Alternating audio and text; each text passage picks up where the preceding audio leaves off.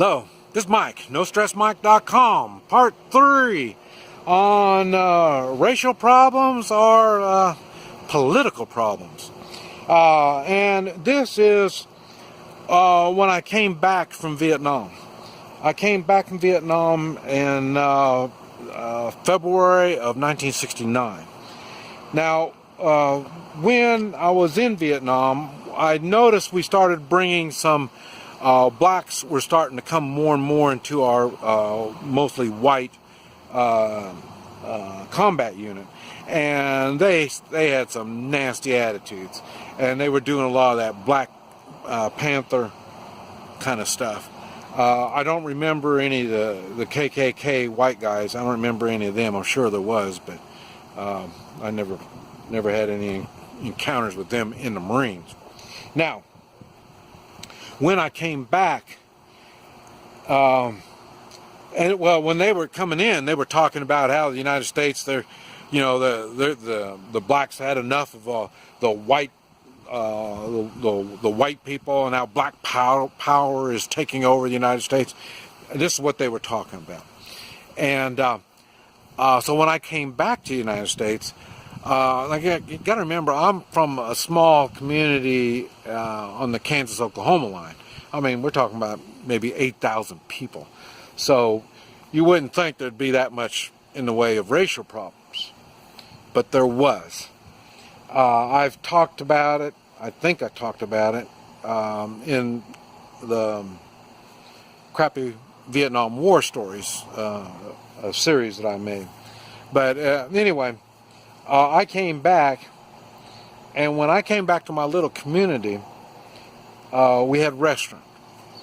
And when I came back, I was in combat, so I saved all my money, and I used my money to buy a business or a building, and I put a business in there. And we were having a problem. I didn't work it. I had somebody else running it, and they were having problems, and it was racial problems. And they told me, since I've been out of the country, I don't know what's going on. They told me I got to be careful, because what happens is the blacks would set cars on fire. In other words, they had, I think just before I before I came back, one of the teachers took a black person from school and took him by the arm, and they took him to the principal's office. And her car was set on fire. So they said, so you got to be careful, this stuff's going to happen. And I just came back from a war. Being careful is not one of the things that I excel in. And even now, if you've been watching my videos, I even drive without a seatbelt. So being careful is not high on my priority list. So we had problems, and that's what they were doing. They were trying to show that, that black power kind of stuff. And you got to remember, now I'm 19 years old, and so I came in and I asked them to leave. There was 5 blacks, and I asked them to leave. And they were standing on the tables. They were scaring everybody, and so I told everybody to leave. And so and I turned out the lights. And I said, "That's it. We're closed. Everybody leave." And they were saying that, "Hey, I can't tell them what to do." And so, no problem. And so I started walking towards them, and then they shut up, and they started walking towards the door, so I just waited for them to leave. And they stopped again, and they commenced to calling me names and, throwing stuff around and this stuff. And so then I started walking over to them again, and they stopped everything, and they went out. They got outside, and when they got outside, I went up to the door, and they're standing outside on the sidewalk, and they said, "I can't do nothing. I can't make them leave. I can't make them do nothing because they're not on my property." And so there was 5 of them, and there was encounter. I'm not going to, that's why I was thinking if I should explain what happened, but it's probably better I don't say what happened. But anyway, I won that encounter. More started coming, and it turned into a riot. More started coming. I was the only one against all of them. We were a half a block from the police department. The police wouldn't get involved. Why wouldn't they get involved? Because that was a racial thing. And if they were to get involved, at that time, their policy was don't get involved.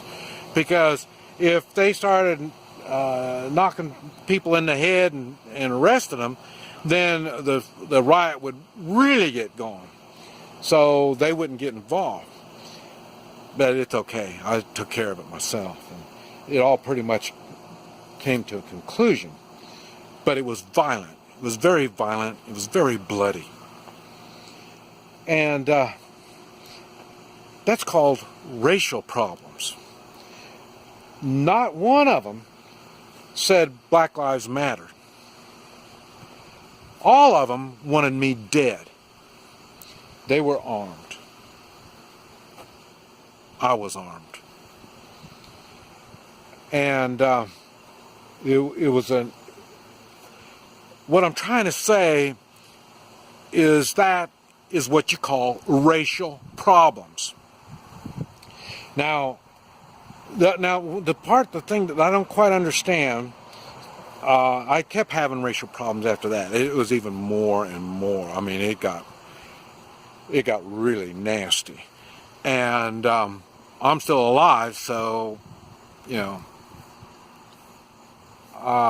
the Vietnam experience helped. Now, I got married at 21, and I didn't want my wife to be in this same environment, because in this community they know who I am, they know the stuff that I do, and if I had a wife they would try to hurt her. So I left to another community. I lived in another community, and this other community, no problems. Well, no problem to me. Nobody did anything to me. So eventually things cooled down. Now, I don't know where the racial problems stopped. They stopped for me after I got married. My wife, then again, she didn't like me hurting people. It didn't take her long to figure out that I'm in the hurting business. And so she helped me mature and control myself.